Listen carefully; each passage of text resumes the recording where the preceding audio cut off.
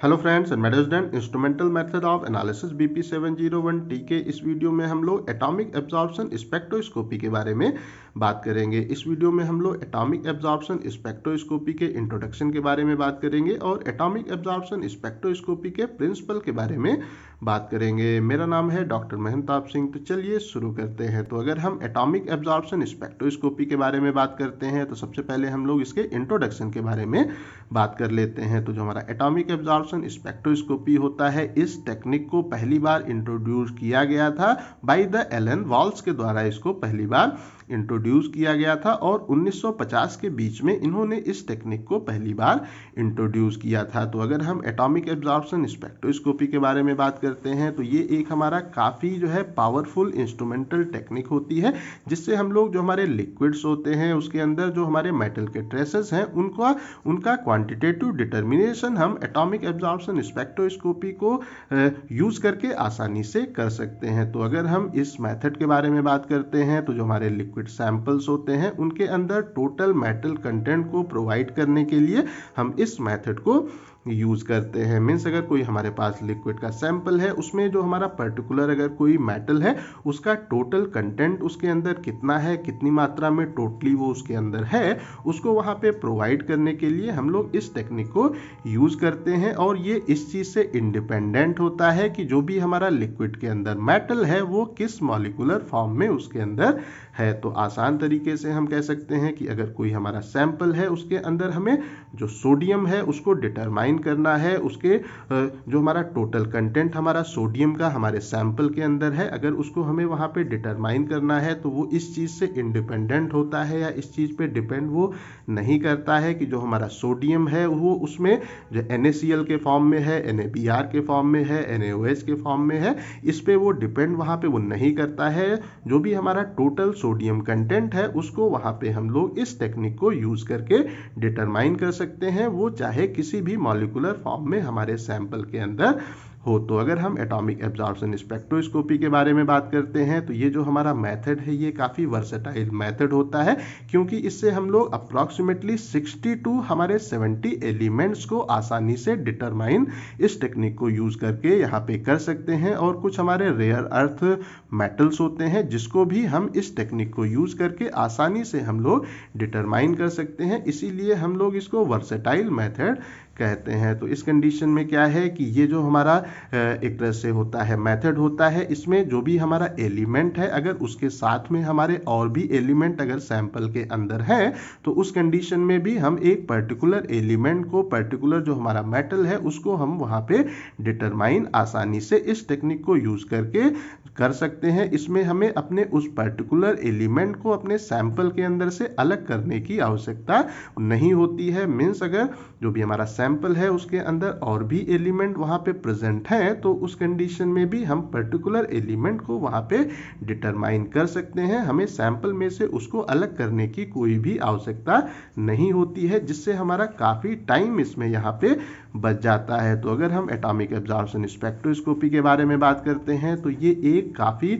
Sensitive हमारी technique होती है, जिससे हम लोग जो भी हमारा होता है मेटल अगर वो काफी कम कंसंट्रेशन में भी है, अगर वो 1 ppm से अगर कम है, 1 पार्ट पर वो मिलियन से अगर वो हमारे सैंपल के अंदर कम है, तो उस कंडीशन में भी हम लोग एटॉमिक एब्जॉर्प्शन स्पेक्ट्रोस्कोपी को यूज करके उसकी जो कंसंट्रेशन है उसको वहां पे डिटरमाइन कर सकते हैं, अपना जो हमारा मेटल है उसको उसके अंदर डिटेक्ट कर सकते हैं। बट ये जो हमारा एटॉमिक एब्जॉर्प्शन स्पेक्ट्रोस्कोपी है इसका एक हमारा डिसएडवांटेज भी है, इसमें हम लोग एक बार में केवल एक ही एलिमेंट को यहाँ पे डिटरमाइन कर सकते हैं। मीन्स अगर हमारा जो सैंपल है उसमें हमारे एक से अधिक एलिमेंट है तो उस कंडीशन में हम लोग एक बार में ही जो हमारे सारे एलिमेंट हैं उनको डिटरमाइन उसके अंदर नहीं कर सकते हैं। उसमें हम लोग एक बार में केवल एक ही एलिमेंट को यहाँ पे डिटरमाइन कर सकते हैं। तो इस कंडीशन में क्या है कि अगर जो हमारा सैंपल है उसके अंदर और भी हमारे एलिमेंट है तो उस कंडीशन में उनको डिटरमाइन करने के लिए जो हमारा यहाँ पे है एक तरह से लाइट का सोर्स है या जो हमारा होता है एनालिटिकल वहाँ पे वेवलेंथ है, उसको हमें चेंज करने की आवश्यकता होगी अगर हमें दूसरे एलिमेंट को वहाँ पे डिटरमाइन करना है। अब हम लोग इसके प्रिंसिपल के बारे में बात कर लेते हैं कि ये जो हमारी टेक्निक है ये किस सिद्धांत पे काम करती है। तो इस कंडीशन में क्या होता है कि जो भी हमारा होता है एलिमेंट होता है उसको हम लोग सबसे पहले गैसियस स्टेट में वहाँ पे कन्वर्ट करते हैं। तो जब हम उसको गैसियस स्टेट में वहाँ पे कन्वर्ट करते हैं तो जो हमारे उसमें ग्राउंड स्टेट में एटम्स होते हैं वो वहाँ पे एक हम कह सकते हैं पर्टिकुलर वेवलेंथ की रेडिएशन को, या हम कह सकते हैं पर्टिकुलर जो हमारी एनर्जी है उसकी रेडिएशन को वो वहाँ पे एब्जॉर्ब करते हैं, और ये हमारे एटॉमिक एब्जॉर्प्शन स्पेक्ट्रोस्कोपी का बेसिस होता है। इसी के एक तरह से बेसिस पे हम लोग अपना जो भी वहाँ पे एनालिसिस है उसको इस टेक्निक को यूज करके करते हैं। तो अगर हम एटॉमिक एब्जॉर्प्शन स्पेक्ट्रोस्कोपी के बारे में बात करते हैं तो जो हमारा होता है मेटल, उसका जो हमारा लिक्विड सैंपल होता है, सबसे पहले हम उसको वहाँ पे हीट करते हैं। तो जब हम उसको वहाँ पे हीट करते हैं तो जो हमारी मेटेलिक स्पेसीज होती हैं वो वहाँ पे वेपर के फॉर्म में कन्वर्ट हो जाती हैं। तो जो हमारी होती है मेटेलिक स्पेसीज वो जब वेपर के फॉर्म में कन्वर्ट होती हैं तो उनके जो फ्री एटम्स होते हैं वो वहाँ पे हमें देखने को प्राप्त होते हैं। तो जब हम उसको हीट करते हैं तो जो हमारे एक तरह से होते हैं वो मेटल के एटम्स होते हैं, उनमें से कुछ एटम्स हमारे वहाँ पे एक्साइटेड हो जाते हैं, एक्साइटेड स्टेट में आ जाते हैं। और जब ये एक्साइटेड स्टेट में आते हैं उसके बाद में जब ये ग्राउंड स्टेट में रिटर्न होते हैं तो ये एक स्पेसिफिक वेवलेंथ की रेडिएशन को वहाँ पे इमिट करते हैं, और इस कंडीशन में ये वहाँ पे रेडिएशन को इमिट करते हैं। इस वजह से ये जो हमारा यहाँ पे फिनोमिना है, टेक्निक है, वो हमारा एटॉमिक इमिशन स्पेक्ट्रोस्कोपी कहलाता है, या इसको हम लोग इमिशन फ्लेम फोटोमेट्री सिंपली यहाँ पे कहते हैं। बट जो हमारे वहाँ पे होते हैं वेपर्स, उसमें हमारे जो हमारे स्पेसिफिक जो हमारा मेटल है उसका जो एटम्स हैं उनमें हमारे अधिकतर जो हमारे एटम्स हैं वो वहाँ पे ग्राउंड स्टेट में ही रहते हैं। तो जब हम इनके ऊपर एक पर्टिकुलर वेवलेंथ की इलेक्ट्रोमैग्नेटिक रेडिएशन को, लाइट को जब हम इसके ऊपर डालते हैं तो वो क्या करते हैं कि वो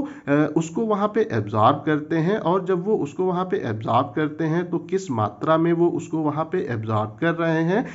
किस क्वांटिटी में उसको वो वहाँ पे एब्जॉर्ब कर रहे हैं, उसको हम लोग सिंपली यहाँ पे डिटरमाइन करते हैं, और जो भी हमारा है मेटल का कंटेंट उसको अपने सैंपल में आइडेंटिफाई यहाँ पे करते हैं। तो इस कंडीशन में ये रेडिएशन को एब्जॉर्ब कर रहे हैं, तो इसलिए इसको हम लोग एटॉमिक एब्जॉर्प्शन स्पेक्ट्रोस्कोपी यहाँ पे सिंपली कहते हैं। तो आसान तरीके से कह सकते हैं इस कंडीशन में जो हमारे एटम्स हैं वो पहले से एक्साइटेड है, और ये जब ग्राउंड स्टेट में आते हैं तो ये अपने अंदर से रेडिएशन को इमिट करते हैं, जिसके कारण कि इसको हम लोग एटॉमिक इमिशन स्पेक्ट्रोस्कोपी कहते हैं। और इसमें हमारे अधिकतर जो एटम्स होते हैं वो ग्राउंड स्टेट में होते हैं। इनके ऊपर जब हम लोग लाइट को यहाँ पे डालते हैं तो ये उसको एब्जॉर्ब करते हैं, और ये किस मात्रा में एब्जॉर्ब कर रहे हैं इसको आइडेंटिफाई करके अगर हम लोग एनालिसिस को करते हैं तो वो हमारा एटॉमिक एब्जॉर्प्शन स्पेक्ट्रोस्कोपी सिंपली यहाँ पे कहलाता है। तो इसको हम लोग आइए और देख लेते हैं। तो इस कंडीशन में जो हमारा यहाँ पे होता है सोल्यूशन, जिसके अंदर हमारी मेटेलिक स्पेसीज होती है, उसको जब हम लोग फ्लेम के अंदर यहाँ पे इंट्रोड्यूस करते हैं, तो जब हम इसको फ्लेम के अंदर